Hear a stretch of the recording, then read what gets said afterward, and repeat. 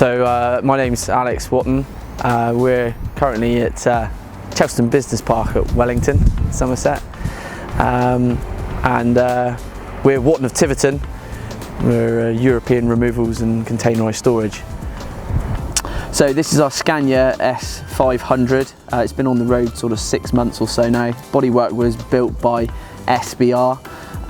They're specialists in building removal pantechnicons, know what the industry needs. The vehicle's pretty well as top spec as we could go with it, really.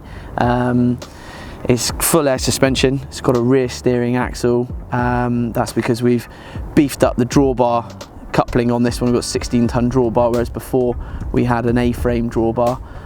So the idea is to create the arc of turn to maximise manoeuvrability. In the cab, it's got everything that these S500s come with, all braking options, and every box was ticked on the specification. So it's well on top of the job, and the driver is pretty appreciative, I think, really. So yeah.